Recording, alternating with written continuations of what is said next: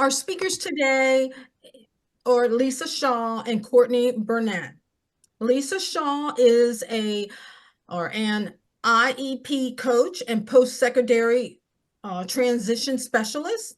Lisa valuable lived experience with her own sight impairment and autistic son ignites a passion to help parents cultivate a vision for the future of their special needs child after high school and provides the services needed to make that future happen. Courtney Burnett is a board certified advocate in special education. Courtney grew up on an IEP and has learning disability herself. Because of this, Courtney understands how essential IEP services are. She's passionate about helping families understand special education and IEPs.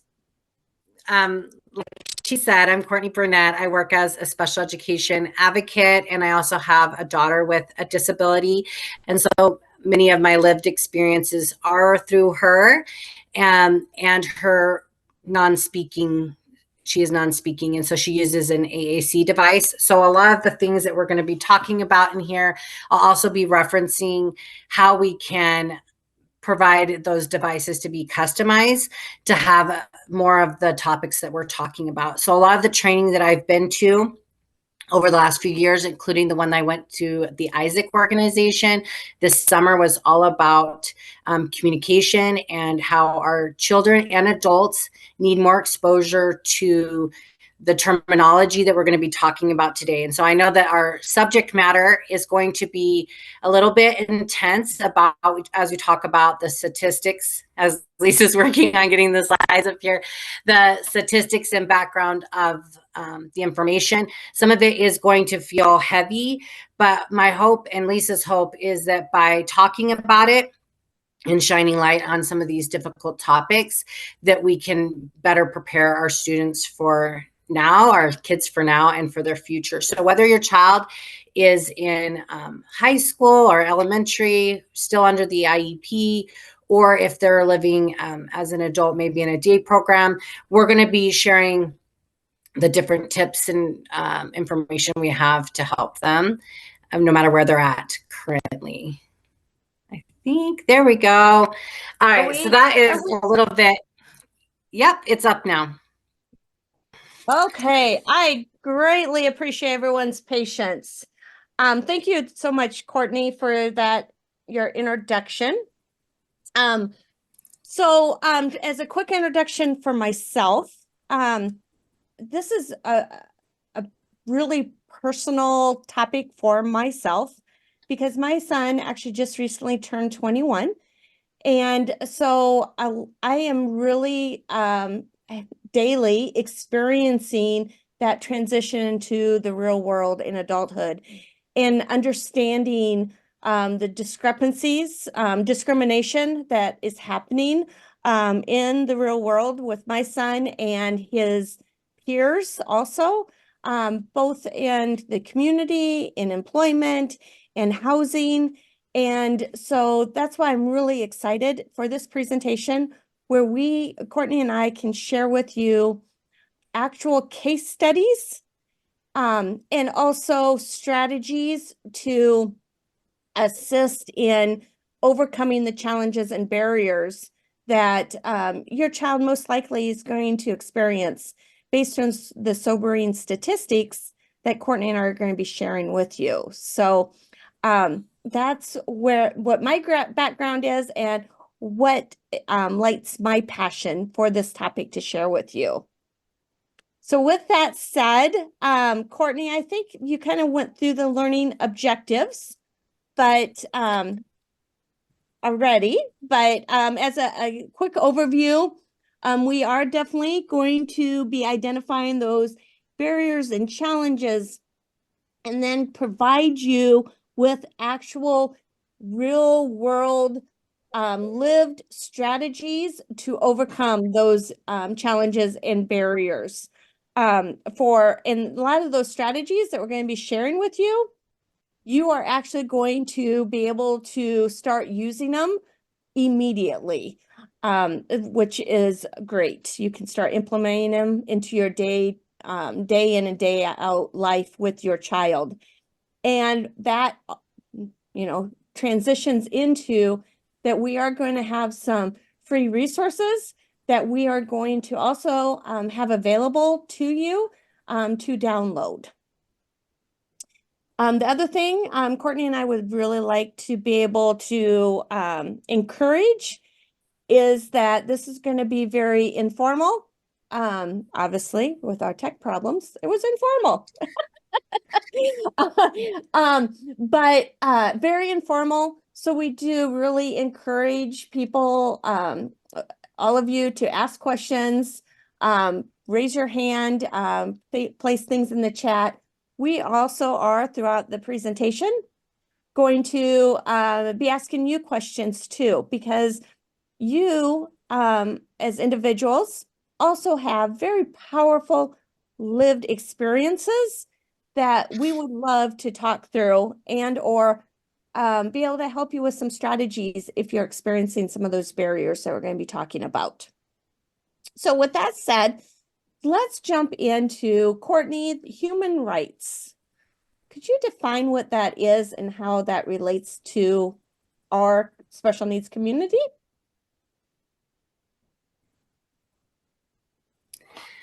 All right. So the first thing we want to highlight is obviously we all know that we have human rights. And this is just pulled off of Google, the definition. But the part that I've seen the biggest discrepancy with and where we still have a long ways to go is the safeguarding human rights in reference to inclusion, non-discrimination, accessibility, autonomy, and empowerment. So as I shared a little bit, I grew up on an IEP. I have a learning disability myself, and I have a 20-year-old daughter. So just like Lisa, I'm experiencing the transition into adulthood. And I will be sharing some of the things I wish I would have done a little bit sooner to help other people in accessing her and better equipping her with her own autonomy and empowering her to advocate for herself. So some of the work that I'll be sharing is the self-advocacy, the needs I've seen in the community, and how each of us can make a shift and a change. I think we underestimate one voice and one classroom, if you're a teacher, what you can do and how you can shift and change accessibility for your students. And each parent can feel empowered to be the change maker you want to see. Just because it's never been done at your school or in your child's IEP or their ISP, we love acronyms in special education.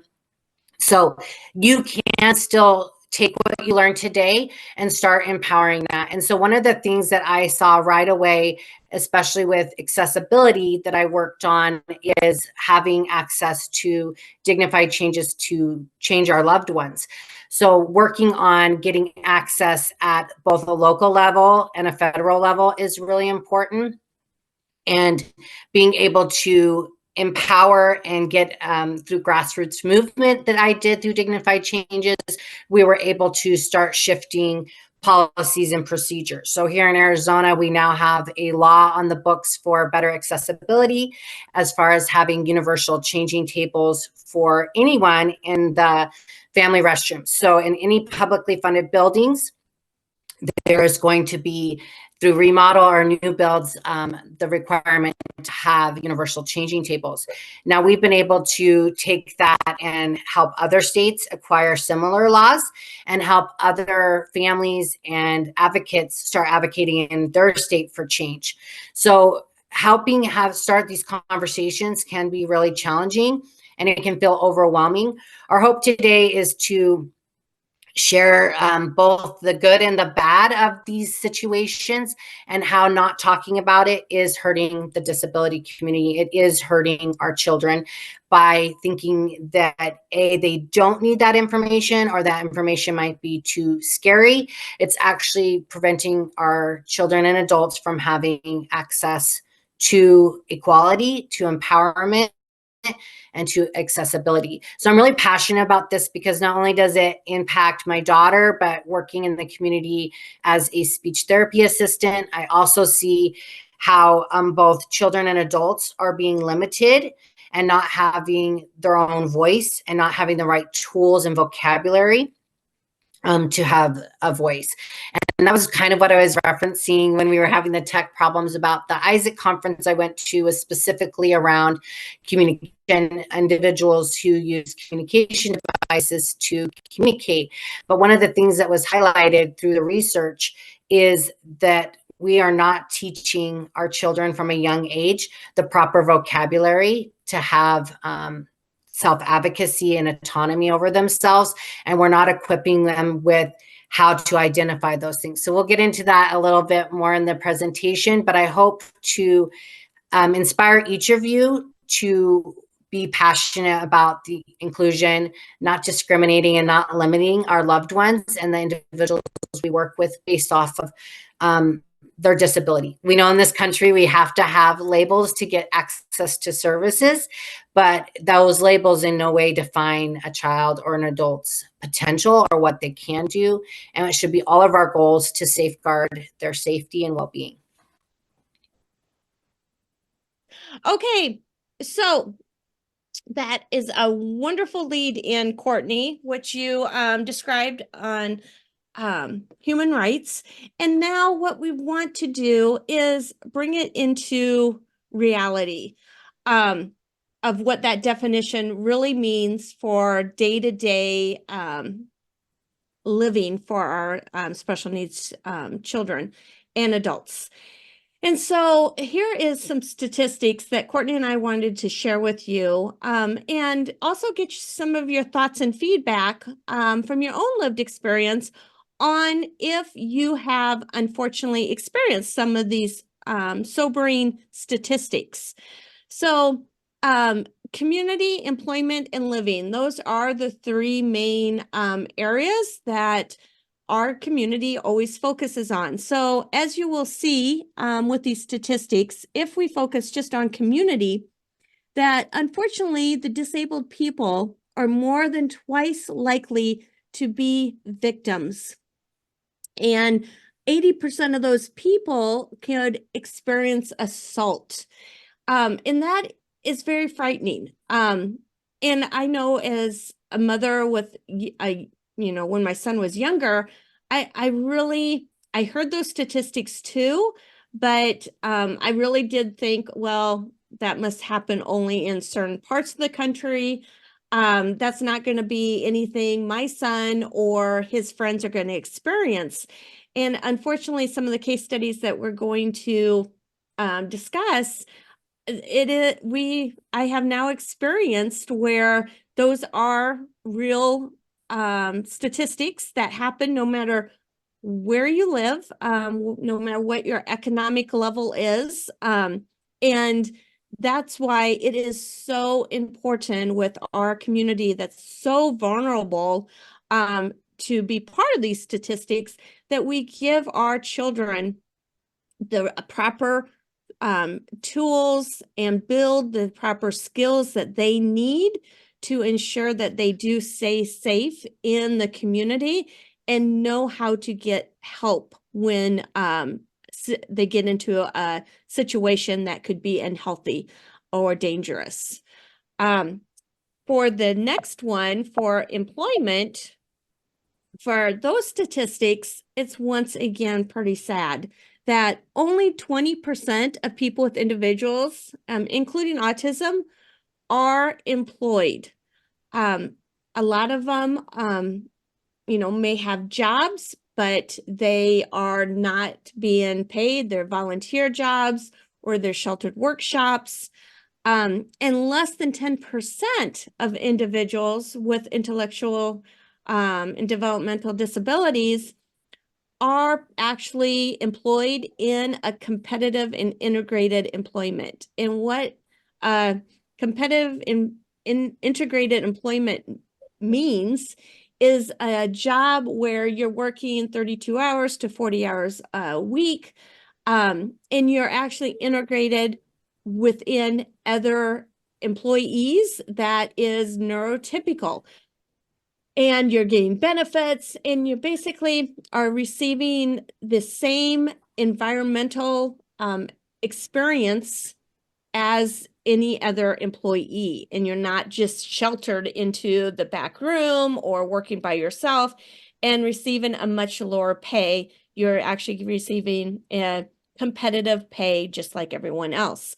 And so unfortunately, with, like Courtney said earlier, the labels that's put on our children and adults, that they don't, with that label, shows that they don't have potential and capabilities to be able to receive jobs that is in a competitive integrated employment.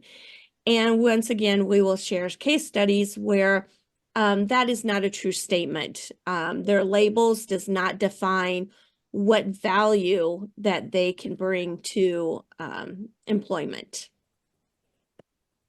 And then for living, this is really scary, especially for us families that have individuals that need a lot of support by family members, or that you need to hire caregivers to come in and support your child for daily living, hygiene, to be able to cook and go out to in the community, where these statistics are showing that most of the abuse and neglect occurs with actual family members for that individual. And an estimated 30% of people with disabilities who need assistance will be mistreated by their caregiver, which is scary because we are putting, our trust into the caregivers that we may be hiring for our loved ones. And so once again, these statistics really emphasizes the importance of why we, as their guardians, their parents, that we are ensuring that we're setting them up for success. For these statistics don't become reality for our loved ones. So with that said, what's everyone's thoughts? Is anyone surprised? Why don't you raise your hand if someone is really surprised about these statistics, or even leave a comment if you've experienced these statistics. And while we're waiting on that, I will say that I think this also highlights the important role that each of us on this webinar who are involved in this community play, because as we've seen, there's employment gaps, there's underemployment or not working at their full potential. We also see that abuse can happen by well-known caregivers or family members. I think that also highlights the need for teachers and outside caregivers to also be playing a role in educating our students and adults about these issues. Because again, if we are talking to I'm just going to use a school example, our general peers, our general education, we're talking about good touch and bad touch, and we're highlighting and we're having lessons about that. Oftentimes what we're seeing is our students with disabilities are not getting those same lessons. They're not getting them at any level. So it's just not being talked about. Therefore, the chances of a child or an adult being able to self-identify that they might be being harmed goes down dramatically. Yep. So don't currently see anybody in the chat box. Nope. So let's go on to talk through barriers and challenges, Courtney. Yep. Would you like to do inclusion? Sure. So inclusion and accessibility, it's an experience, not a location. So oftentimes, again, I think we are still in a good majority of the country, we are still separated. Often our students are separated from their peers. And so what we want to look at is if we are creating an inclusive experience, that it's not just a location. We're not just going to the lunchroom. We're not just putting our child with a disability in the music class. How can we make that an experience for them? And the research tells us that an inclusive environment benefits everyone involved. It benefits the child with the disability. There's also significant benefits to the general population, general education students, by learning compassion, by learning acceptance, learning about different disabilities and how people learn and communicate. One of the biggest barriers I've seen for my own daughter being included is other students and peers not knowing how to communicate with her, being that she's non-speaking. So having opportunities to teach her classmates about her communication device, having opportunities to teach them about her disability. Sometimes we've raised awareness about being more conscious and aware, but sometimes our students and teens don't know how to approach appropriately. So they're so worried about offending that they are, rather than engaging, they are not engaging for fear of offending. So I think taking that step and creating opportunities, whether it's in a day program or the school setting, to create an experience for all of the students and create a safe place to ask questions and to explore what it looks like to have a friendship with somebody with a disability. Oftentimes when I've gone to trainings and classes, and you say, well, how many of your peers are disabled? How many of your friendships? And we're not crossing over.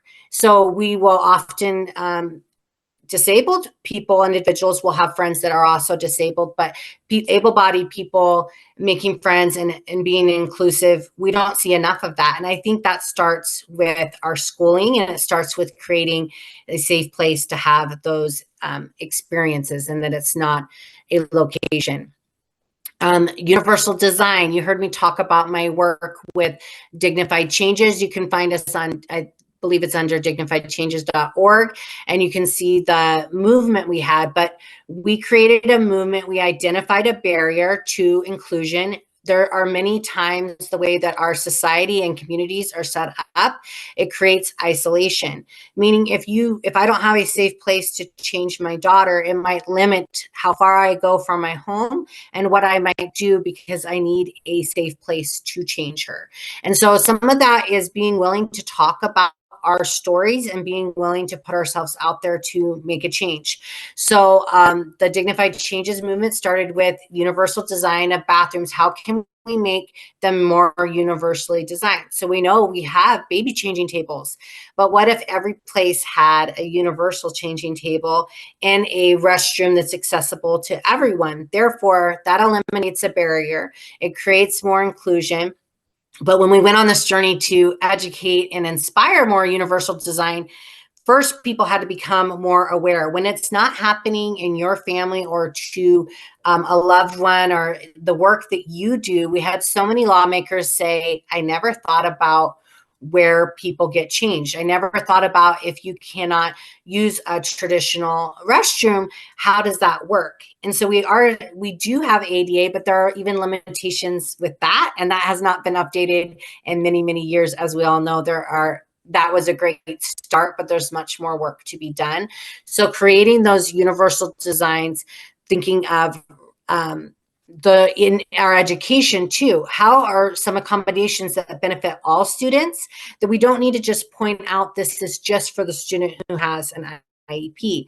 By using more universal design strategies integrated into our curriculum, we create a more inclusive environment. And it's great that we have IEPs and we can put those accommodations, but there are many students, as we all know, that don't meet the threshold for an IEP that could still greatly benefit from universal design and learning. And then reasonable accommodations.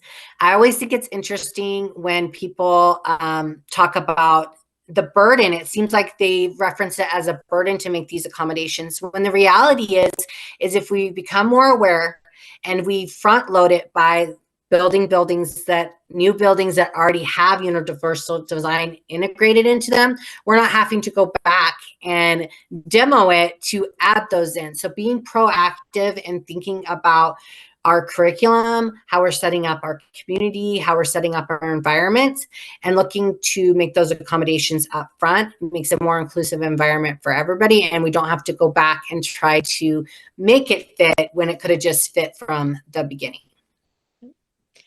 And Courtney, I know that we also shared this at the And Tash. then Lisa has autonomy pulled up.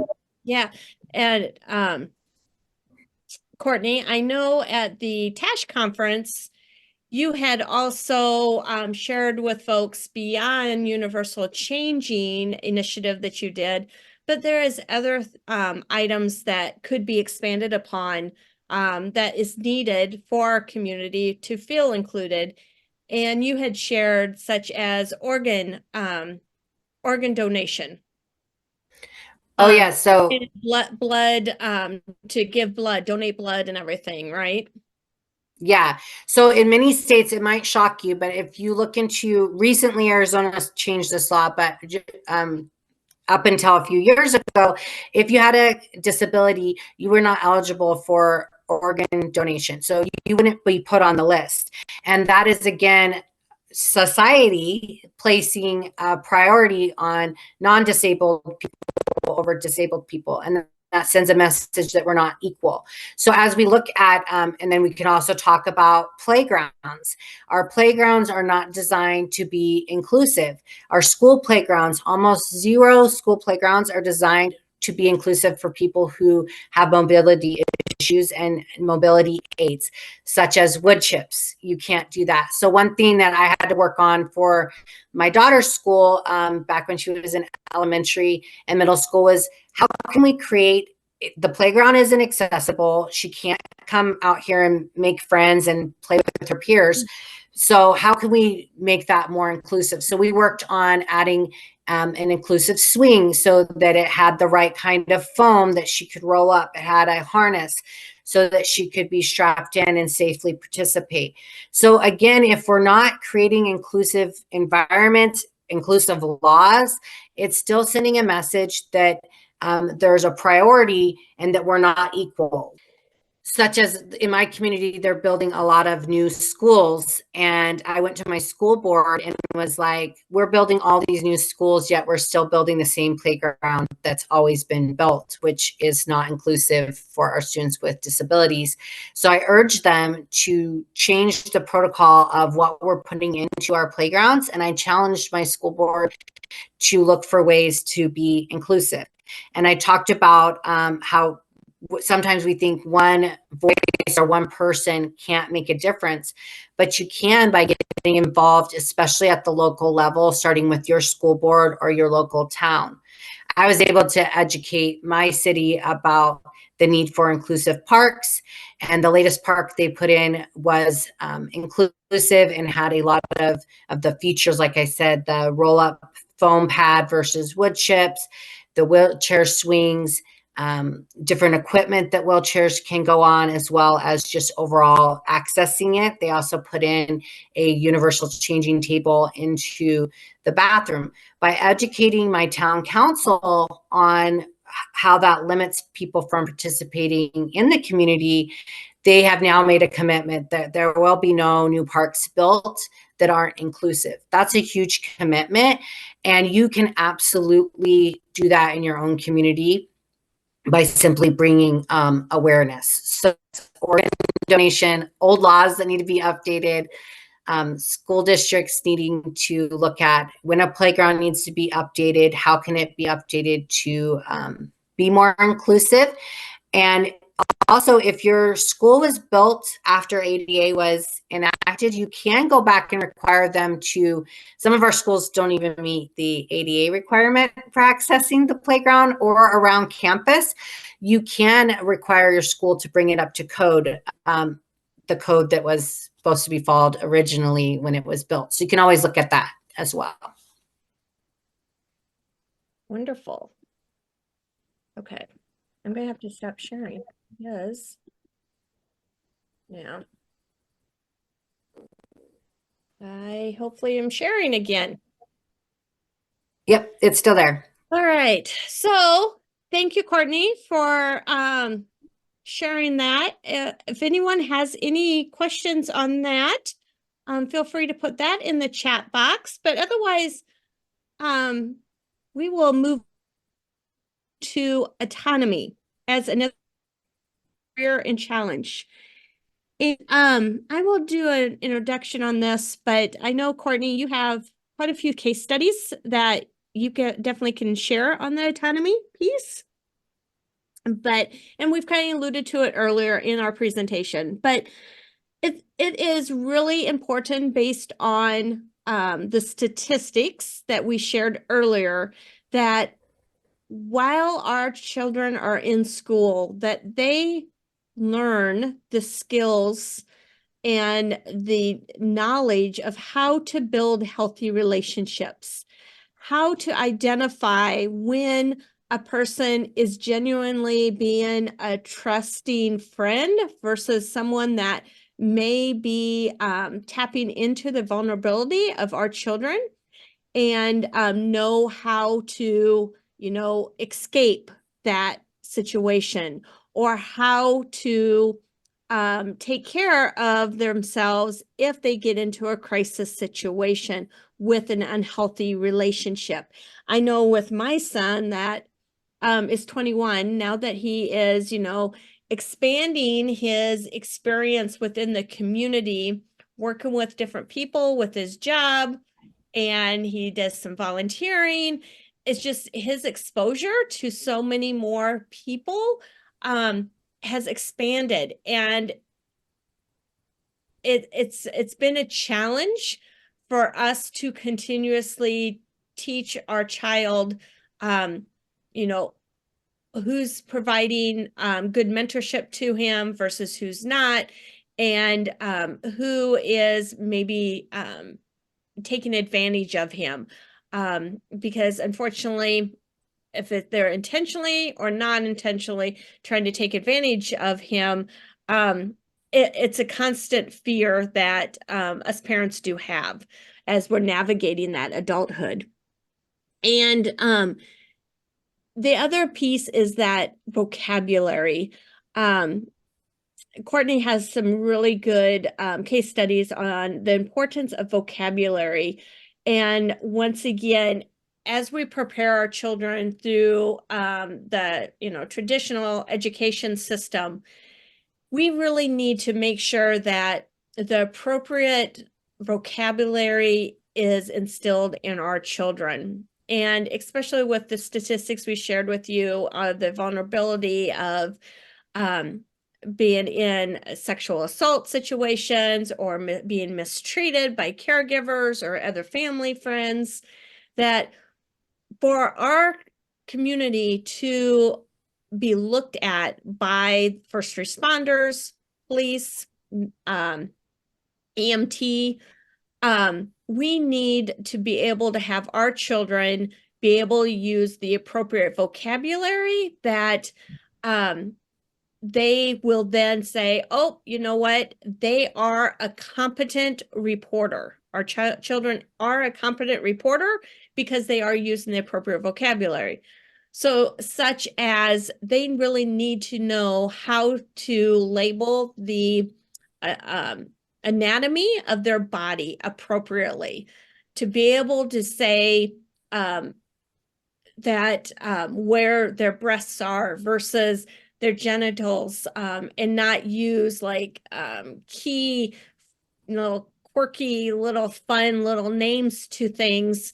It causes people to think that they just don't know what they're talking about, or they're not competent enough to maybe really understand that someone did touch them inappropriately, but they weren't calling it the correct autonomy. And Courtney, you have a really good case study in regards to that one, in regards to cookies, don't you? Yes. You like to share that? Yes. So as Lisa shared, teaching our children and adults the proper language and how to label the body. So we had an unfortunate situation happen where a student was reporting to the teacher that she did not like it when her uncle touched her cookies. And being that it was the word cookie, the teachers gave her suggestions on, how to tell people that we don't want to share our cookies, and that these are just for us. And then when the parent came in for parent-teacher conference. I'm not quite sure. I think she was sharing the story. The teacher was sharing the story, and the mom went white and was like, well, that's what we call our private area. Then it became clear to the teacher that the child was actually trying to report bad touch. And because the child did not use proper vocabulary, the teacher was unaware of the gravity of the situation. So it delayed access to getting that abuse stopped. In other cases, when we don't have proper, another case study was a young woman who had been at a private day school for many years, and was never taught about her autonomy, good touch, bad touch, what was appropriate, not appropriate. And so, like I said, she had been there for years. A speech therapist walked in and saw something inappropriate and reported it.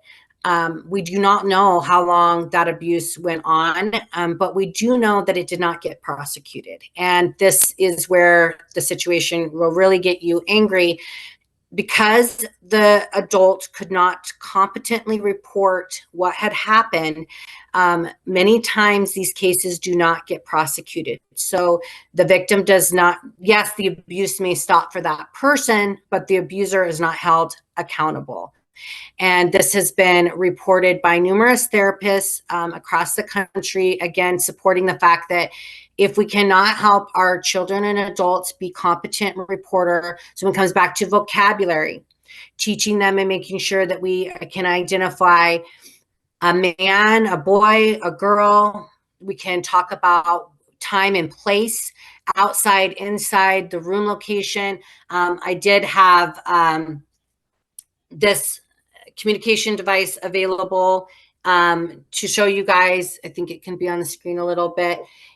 We can customize this, but if we don't customize it and teach our children and adults who use a device like this how to communicate and where to go, they cannot properly be able to report. So one of my daughter's IEP goals, her individual education program goals, is to start the process of being able to be a competent reporter. So we started with making specific goals to be able to identify who was in a story. Was it a boy or a girl? Where were they in the story? So we can start front loading this in small but very meaningful ways to be able to help our children and adults be able to understand the difference about good touch, bad touch. When is somebody doing something?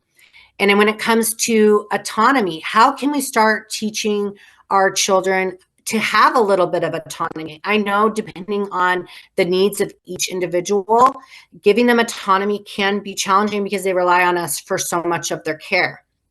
So we can start with making sure people are asking, is it okay that I push your wheelchair? Is it okay that I move you from this location to this location?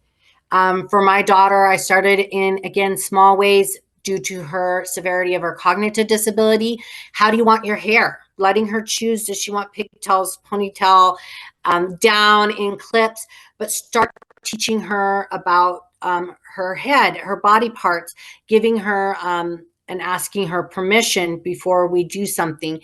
Those are all small but meaningful ways that we can start teaching about autonomy. And then when we are, again, asking or at least talking them through it, you know, your diaper needs changed, so we're going to go ahead and take you into the restroom. I'm going to start by getting the wipes ready and then talking them through what we're doing, so that, again, we are modeling and teaching them about their body and what consent and what appropriate caregiving looks like. And this is a huge area that I wish I would have started with my daughter well before high school. Honestly, I really think I buried my head in the sand because the topic was so heavy and so scary, like we've seen with the statistics, that rather than facing it head on, I was just hoping I could keep her in a little bubble and that wouldn't happen. But the truth is, just like we shared on the previous slide, abuse can happen by people that we know and trust. It can happen in a school setting, and then teaching them the vocabulary. I do want to emphasize that when I say vocabulary, we do not have to have grammatically correct sentences. By teaching our students and loved ones about phrases, we can communicate very, very effectively, even if we can't create grammatically correct long sentences. So another case study was a support coordinator was checking on her adult with disabilities. He was living in a group home. And on his communication device, he was able to hit no like, right? 2 words, no like, hungry, no eat. And so the case manager started digging in and trying to ask questions about what was happening. So this adult was able to self-report that they did not feel safe, that they weren't getting enough food, that they weren't being taken care of.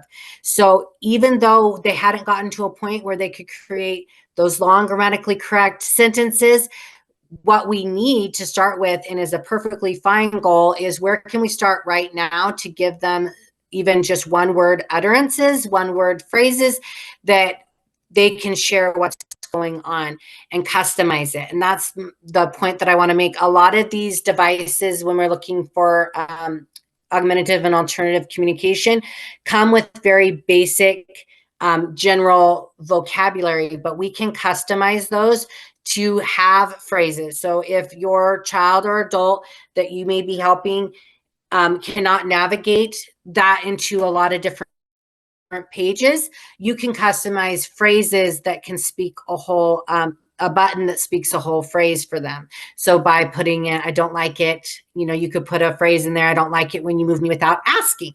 So they hit one button that maybe has the word move, and it can say what we want it to say. So there's a lot of ways that we can customize this. And so I don't want you to think, like I said, my daughter has a lot of needs for both physical and developmental delay, and we are still able to program her devices and start teaching her where she's at to gain those skills. And at the end, we are going to show a little bit of the toolkit you can download, and a lot of what I'm talking about, you guys can download this and start doing a little audit for either the people you work with or your own child.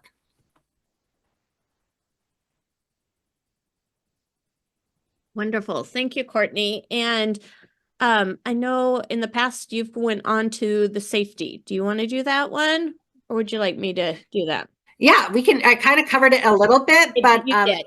the consent and sexual consent. So no, I can do it. Yep. Yeah, I kind of covered it a little bit in the autonomy part, but I think the biggest thing that I'm seeing, so I work with kids from 3 years old through adulthood. Personally, I also have a variety of projects that I'm involved with where these case studies come into place. So again, one of the case studies I want to share under consent and about sexuality is the fact that we did have an individual who was living independently, but nobody had taught this individual about consent. What does that look like? What is sex, honestly? And what does that look like to give consent? So again, another situation that ended up not being positive. So the person couldn't get prosecuted because they asked the individual if they wanted to participate, and they said yes. Now, did the person with the intellectual disability completely understand that they were giving consent? No. And so therefore they couldn't be prosecuted because it wasn't viewed as rape because they asked. So if we're not teaching our children and adults about consent, if we're not having these uncomfortable conversations with the people that we're working with and making goals to help them learn about it, we are doing them a disservice, and actually we are creating a dangerous environment for them. Social boundaries, secrets, surprises, private and public, what's done in private and public, and digital safety. So another example in my community where we've had numerous cases where individuals went online, They participated in exchanging of different types of photos, and the people with intellectual disability did not understand that what they were sharing is considered pornography, and that was also of an underage individual. So they were being prosecuted for distributing content that they did not fully understand what they were sharing. So are we teaching them about what we share online, what we don't share online, what happens if something pops up on our screen that we didn't want to be on our screen? What happens if one of our friends shows us something that makes us feel very uncomfortable? Again, if we are not equipping them with the vocabulary, if we are not having these safety conversations, then we are doing them a disservice. And this is across multiple different types of diagnoses that I'm seeing. And the other thing that we're struggling with when we're working with law enforcement is we have to prove that the individual did not have the capacity to fully understand what they were doing. And we were able to help the individual avoid jail because of that. But we do not want to put our loved ones, our own children, in these situations where they could get prosecuted for something they truly did not understand that they were participating in. I've also had in our community an individual who was living independently but didn't have enough of the safety skills to understand what a true friend was and somebody who maybe is taking advantage of you. So they had this individual delivering different types of packages throughout the, if you will, the complex or downtown area. And what was actually happening is they were using this individual to transport drugs. So they were targeting the individual, knowing that they were vulnerable, to do a task that they didn't want to get caught and put this individual in harm's way. And they thought that they were their friends. They thought that they were helping, that they were doing good. So a lot of times, it's not intentional, because I've done this even as a speech therapist, where we're teaching about how to be a good friend. We're modeling a lot of the social norms. But like I said, where we're missing the mark is talking about the other side of those social norms. When is it okay to say no? Why would we want to say no? When do I need to let my mom or caregiver know that something's happening that's kind of making me feel uncomfortable?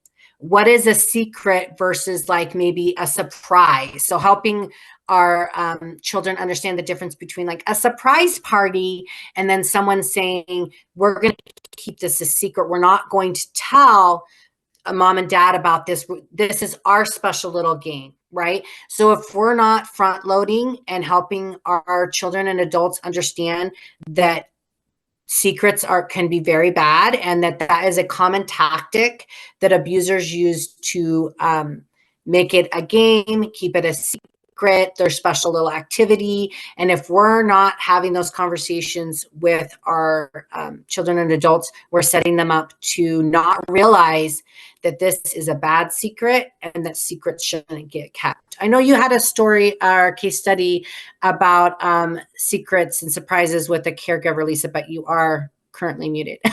There you go. Yeah. So I know for myself, we have always told our son that anyone that uses the word secret, that he needs to tell us and be open to telling us what that secret was. And that's why I encourage other folks to do the same thing. In a case study that a case manager had shared in regards to a parent that had a child that was in a group home, and the at the group home, the staff was indicating to one of the individuals that was living there that had intellectual disabilities that they were sharing secrets with them, the individual with intellectual disability. The staff member was sharing secrets with them, and because he was learning, the staff member said, you know, you need a massage. This will be our secret, that I'm giving you massages, and it was inappropriate massages. But once again, unfortunately, the staff member said he would receive consent because he asked if he could provide some massages to the individual with intellectual disability. They didn't say no.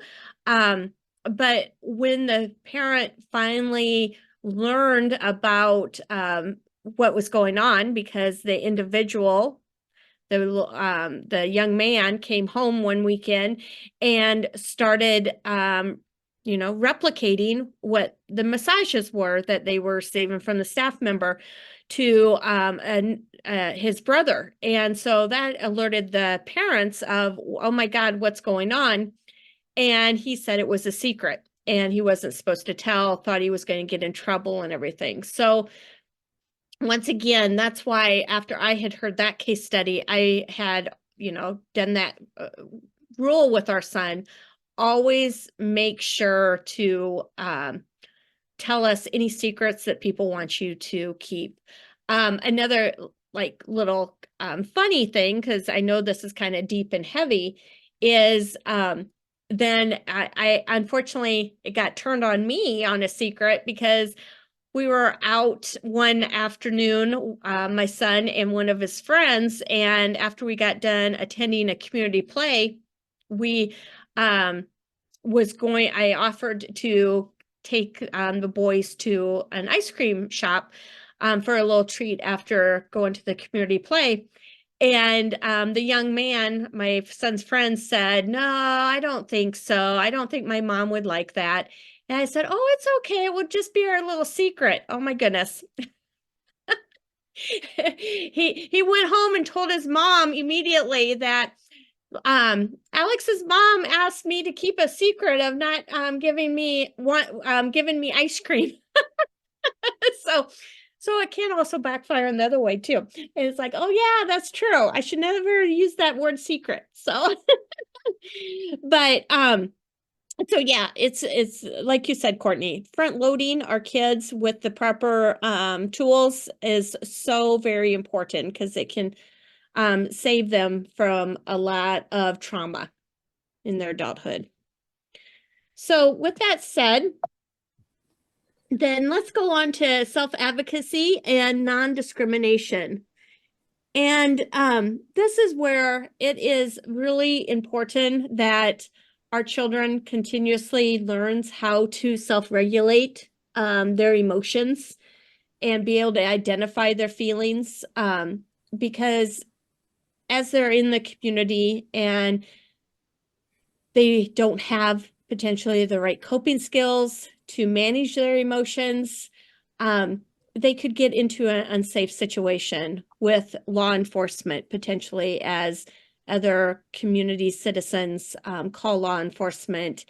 And law enforcement, unfortunately, doesn't always have the proper trainings to know how to work with children that is maybe on the autism spectrum, that has maybe being overstimulated with sensory processing issues, and could end up getting hurt. And so that's why it's really important in school to have those IEP goals in there to help our children be able to identify their emotions, learn how to use coping skills, how to be able to learn how to problem solve and de-escalate situations, and the skills for conflict resolution too, instead of defaulting to maybe that fight and flight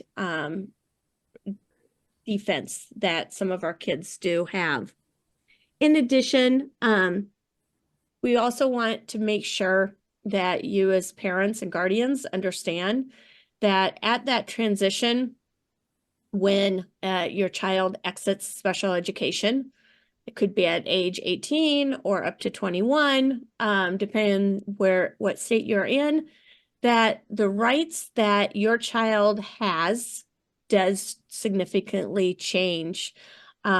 You have the right for, a free public education. You have the right to your child to have access to that education and have accommodations and related services given to them.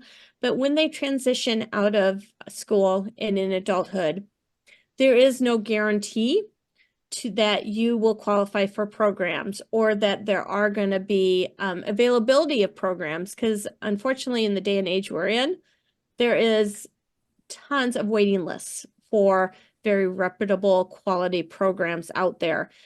And so it is so important that as your child is at that age 14 to 16, and you need to start working on preparing them for life after high school and making sure that that transition is as smooth as possible. And so it's not something that families start thinking, okay, what is my child's day-to-day life going to look like when the school bus stops coming and picking him up?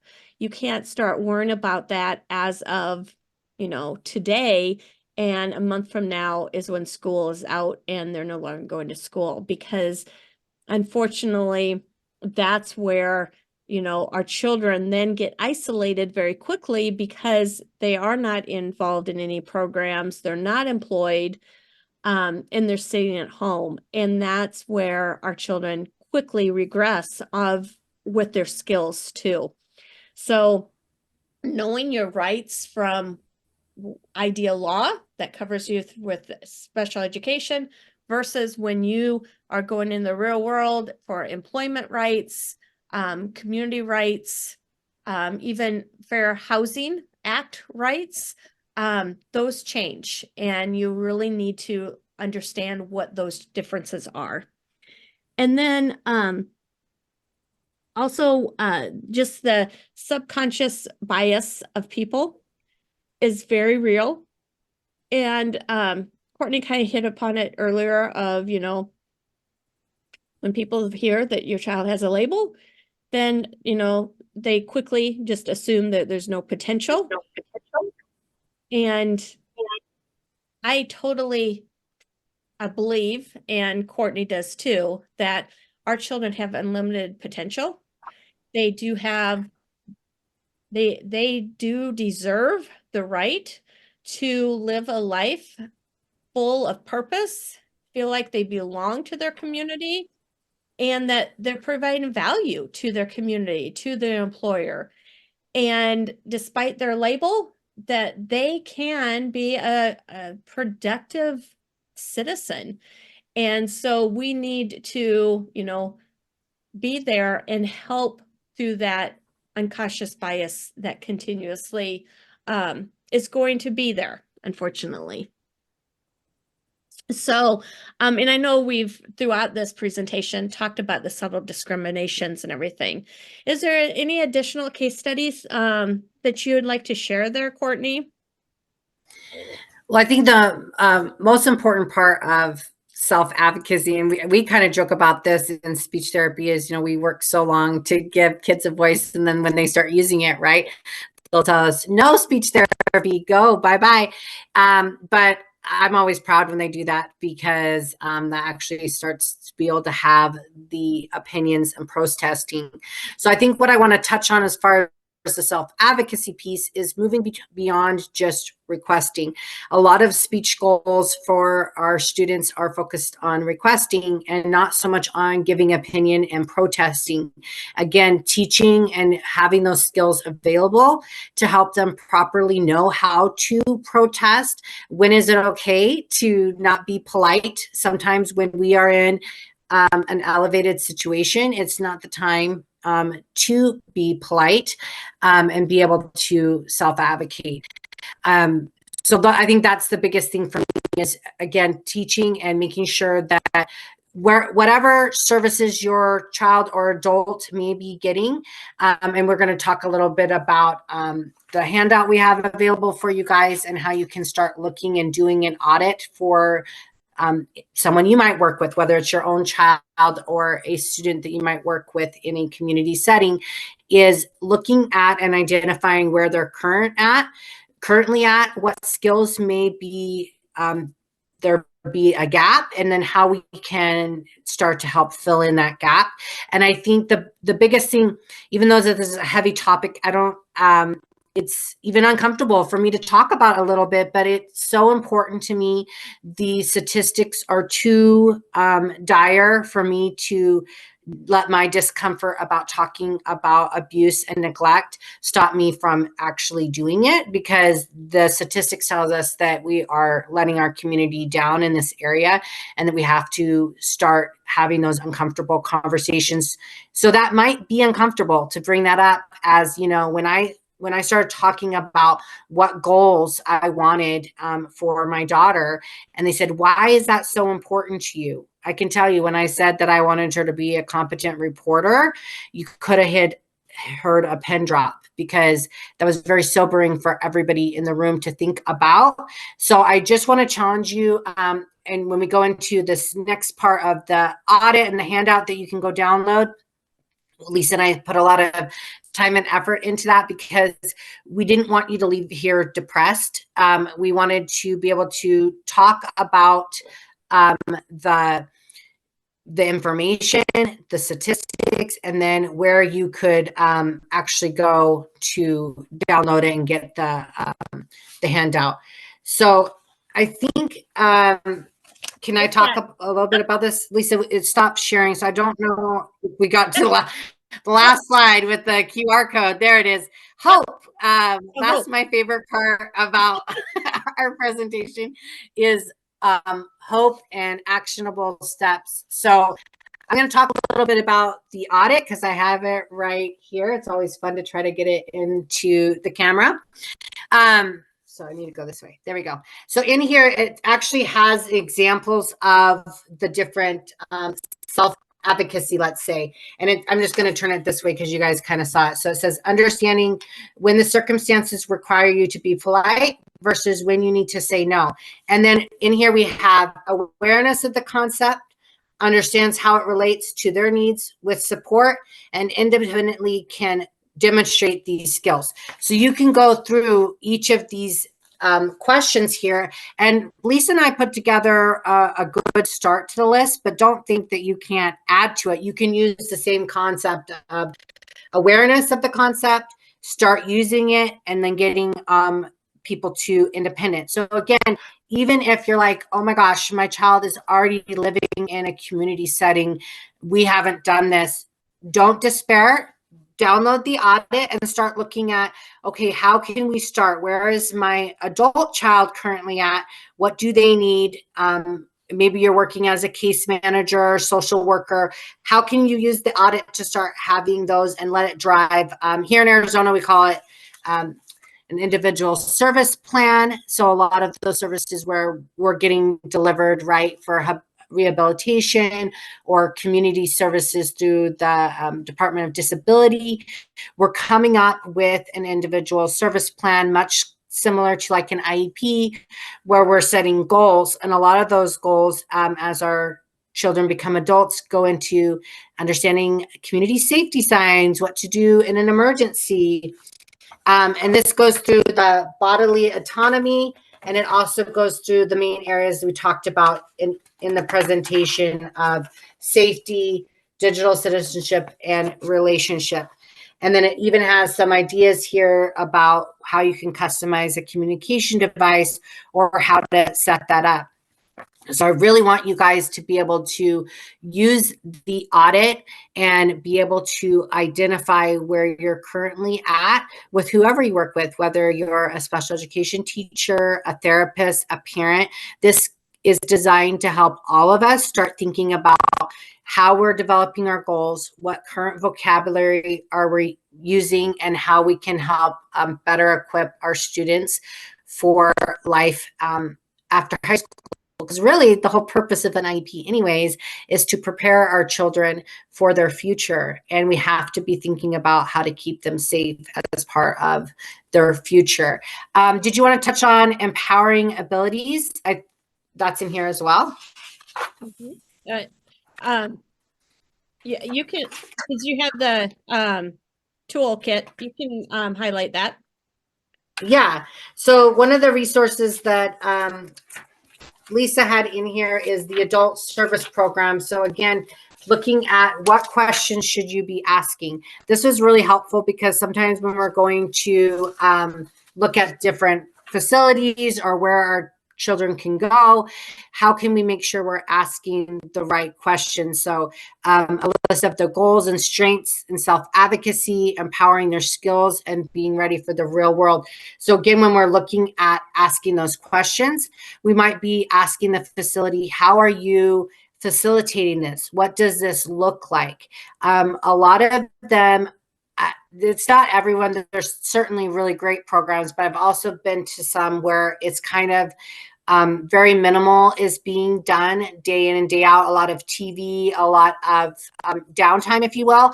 So you want to investigate, how are they empowering their abilities? How are we leaning into what they like, and how we can actually support them for being job ready. I know we have a lot of day programs here in Arizona that are supposed to be empowering our adults to be employed and to leave the day program. However, what ends up happening is a lot of the adults enter the day program and they never leave because we're not really teaching them to have those skills to go beyond the day program and get to a work site or be employed.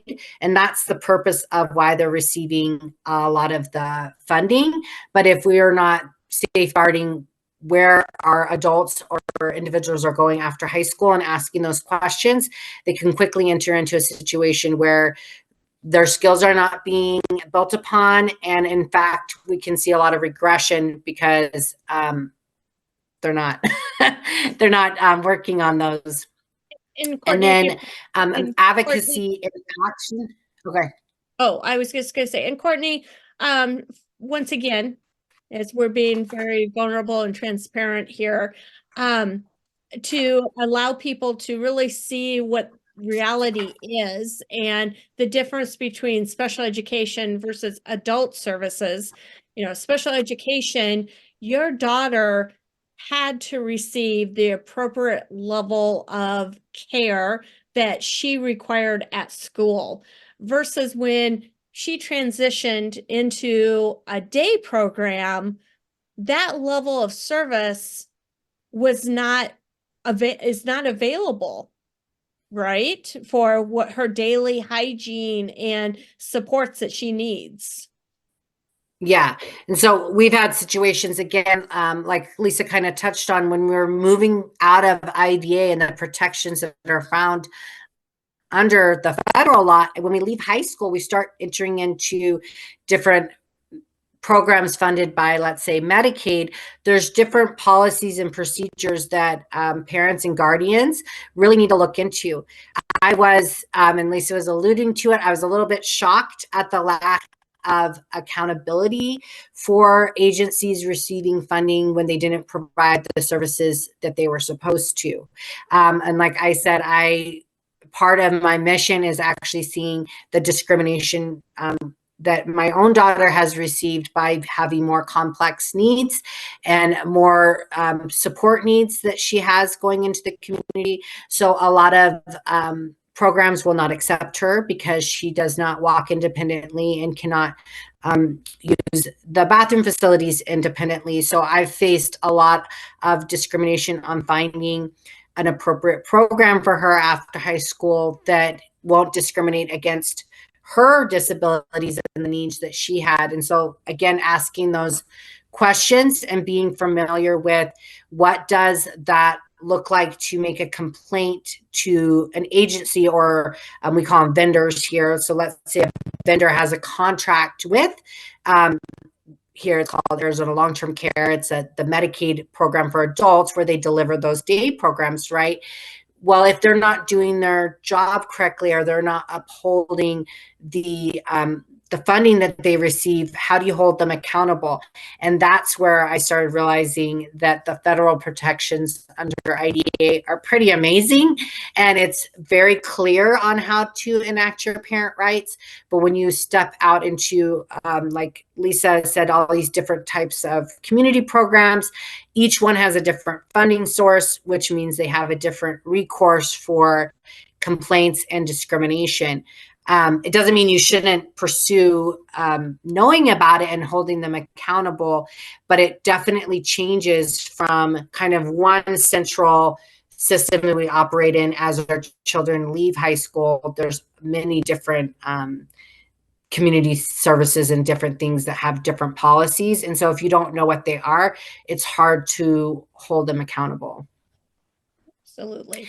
And then researcher touched a little bit on this, on the 6 key questions to ask, and then see in action. I shared a little bit about dignified changes and the movement we had here. So I did include a it's called grassroots, like you start something in the grassroots.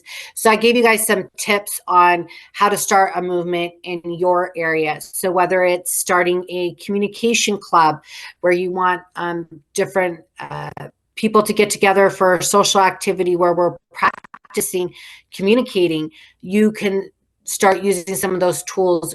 Is it a law that you want to change and get something on the books? Maybe you do your research and you realize that in my state, my child wouldn't be eligible for a organ transplant, and I want to make that possible for them. So who do I need to contact to start doing that?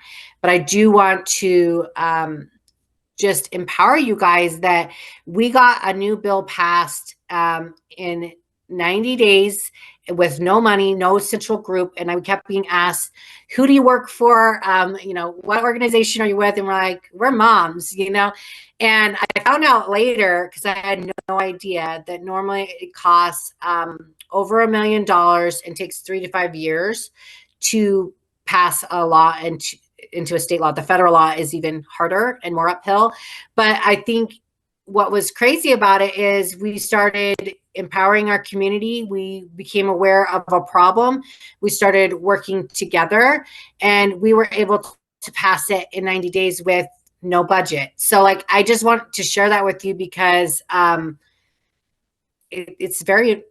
made it like I now feel like anything is possible because I did that. Okay, we had a question. How can that skill be included? Yeah. I had asked if there was. Oh, I was trying to figure out what skill exactly. So I asked what skill specifically they might be inquiring about. But at the end of the day, that's a great question. We covered a lot of territory today in regards to different skills. And my personal opinion as an IEP advocate as I work with families is, first of all, making sure that you understand that the IDEA law isn't just there to provide a free and appropriate education, but the purpose and findings of the IDEA law also indicates that the purpose is to prepare a student for employment, continued education, and independent living based on their unique needs. So any IEP goal that is created needs to be created in such a way that your child is building skills to prepare them for employment, continued education, and independent living. And so really, no matter what that skill is that you are wanting your child to develop, can be created into an IEP goal, such as Courtney had indicated. Let's talk about competent reporter. Courtney, what would your suggestion be for a great IEP goal for a competent reporter? Yeah, so a lot of those, you can look at your parent input statement, first of all, too. You like, what concerns do you have? What things do you want to see? So you can start those conversations with safety, or it's really important. You can even start that conversation about, I want to make sure that my child can be a competent reporter. So my child receives speech therapy, but this could also be put on under like life skills or a transition goal if they're in high school. So I worked with the SLP, and we started with where my daughter was at. So in her case, we had never really worked on, excuse me, he, she, boy, girl. So we started with helping my daughter identify a boy and a girl, very simple, in a story. So we started looking at who was in our story, what were they doing, and where they were at. So that could be a who, what, why goal that we see a lot in speech therapy, but digging into what kind of who, what, why questions you want them to work on and the examples you want to use, and then helping the team understand your reason for it, your big picture goal. So you could say, it's really important to me that my child be able to navigate their device and be able to do this, or it's really important that my child understands where they're at in the school, whether they're inside or outside, or location. So depending on where they're at with their ability, you can start doing those goals. But we also see like social emotional goals. We have self-advocacy goals. So there's plenty of samples and just like goal banks people have, but you could also bring in, I want to start working on self-advocacy. I want to teach my child how to say no, or when is it appropriate to say no, or how do they give their opinion or protest. And so you could actually make a protesting goal.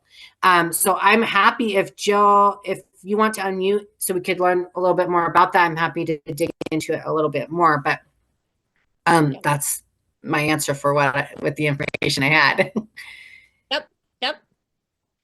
All right. Well, I know, Courtney, we wanted to keep the last about 10 minutes for any questions, feedback, unless Jill pops in. I don't see any other questions.